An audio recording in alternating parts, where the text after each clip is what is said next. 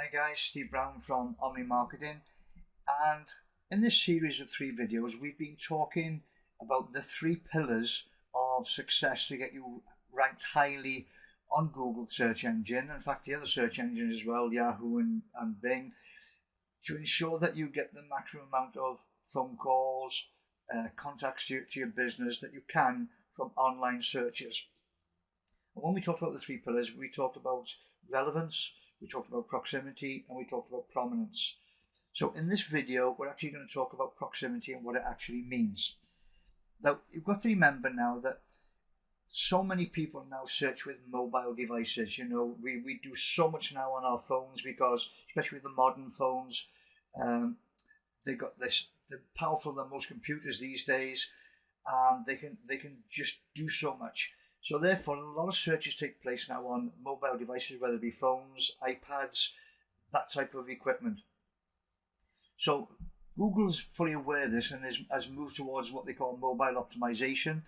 It comes up with mobile optimized results. It also, for your laptop or your desktop, it will detect your IP address so it knows where you're located. So let's have a look at the 3 types of search that you can do. And the 3 types of searches that they talk about is non-geo-modified searches, geo-modified searches, and near-me searches. Now, I'll say straight away that the near-me searches have basically died a death.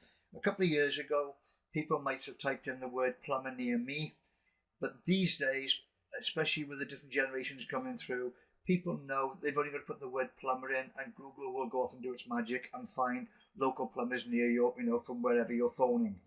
On a laptop, it can detect your IP address and come up with the same sort of results. So let's have a look to see the way they work, and more importantly, the different sets of results they come up with, and which is what you need to be conscious of. So here we are, and I've just typed in the word plumber.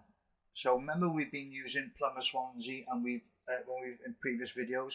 So let's just put in the word plumber. Now, what Google has done now is detected my IP address. It knows the area of Swansea and where I live. So these results that it's come up with here, these 3 results. So let's just talk about this, the maps first of all.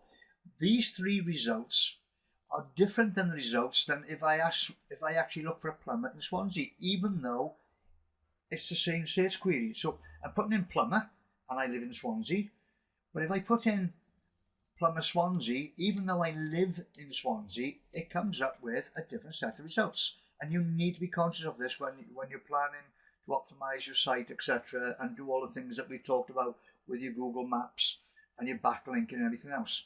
Because what happens here is when you put plumber Swansea in any other city, whether it be Cardiff or London or New York, once you put that area derivative in, a city or an area, Google tends to centralize it.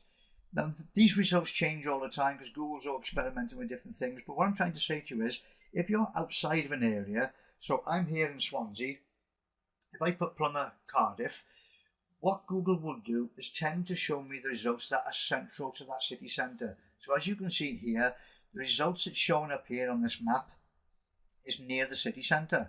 So I've got these 3 businesses, which are totally different to these 3 businesses, which are actually very near to my house because Google knows where I am with my laptop and has picked up my IP address. So if I was on the phone, I would be picking up similar results because, again, it would pick up my geolocation and know my latitude and longitude and know what results to bring up. So that's the first thing you need to be aware of when it comes to the 2 different types of searches. Those that don't have a geolocator on and those that do. 2 different sets of results. Now, the second thing I want you to notice, again, because you just put the word plumber in, Google's not sure what you're after. Remember, we've talked about keywords before. We talked about long tail keywords when we mentioned in one of the previous videos. We talked about having an all-inclusive golfing holiday in the Algarve. Well, I put one word in here, plumber. So how is Google supposed to try and know exactly what it is I'm looking for? So what Google does in this case, it puts up a broad spectrum of results. So what it'll do, it still comes up with the local maps. It says, hey, you might need it. It could be very well be that he's looking for a plumber, and right by where he lives. So it comes up with the map and the listing, the ABC listing. But then the very first listing on the natural search is plumber on Wikipedia. So in other words, I might be looking for a definition of a plumber. So I'm not even looking for a tradesman, I'm actually looking to know what that tradesman is and what it stands for.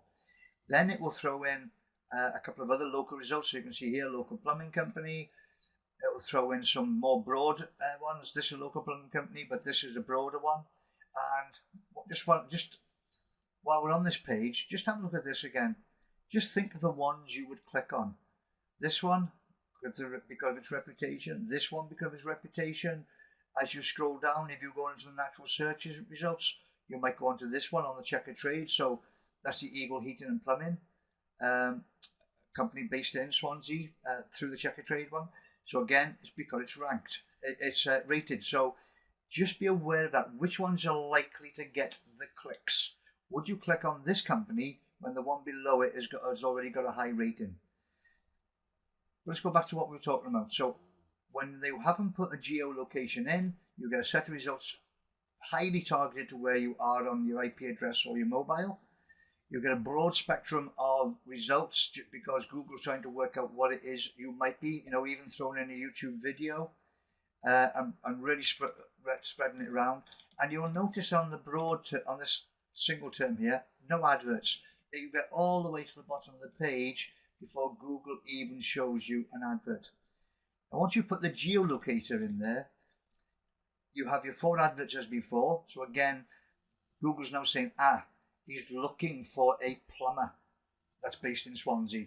So it starts showing, adverts because that's what makes his business. It shows me the centre of Swansea and a different A, B, and C. But now these results down here, albeit they are Checkatrade and Yale, etc., but they're all Swansea. Yeah, if you come down here, Gower Plumbing, they're all Swansea-based companies. So Google is now coming up with a different set of results, and all these results are based on Swansea-based businesses. So you need to be aware of the fact that when people put in a geo-targeted and a non-geo-targeted, they are seeing 2 different sets of results, even though Google's still picking up the IP address or your mobile device and knows where you are. And as I said before, we can do a last one here. Let's just see what it comes up with. It won't be any much change. The near me, the reason it doesn't change is, as you can see, these are very much similar to the results that we had before, because Google's already done its homework and knows what it is you're looking for. In this particular case, it's put an advert up there because I put this near me, so I'm obviously looking for a tradesman rather than a definition like on Wikipedia. So it's important that when you're thinking about your proximity, when you're thinking about where you locate your business, or if you're thinking of moving location, all these factors need to be taken into account. And at the same time, you also need to take into account, how does Google know to bring up these different businesses? We go back to what we talked about before when we talked about the NAP listings, the NAP, your name, your address, and your phone number. This is why it's so important that you put it in your Google My Business listing, on your Facebook page, on your Twitter page, on your website, on all these directories, so that Google knows exactly the location of your business, so you can show up for all the relevant searches in your particular area, in the area that's nearest to you. So imagine you're a plumber and you're based in a particular area in Swansea or Cardiff. You want to be showing up every time somebody in your local geo area is searching for your particular service. You want to make sure your website and your other assets are showing up on page 1 of Google, because you've done all that work in the background. So when you're talking about proximity, make sure you're doing your NAP listings, and just be aware of the different ways that your properties are found using mobile devices, iPads, laptops, etc.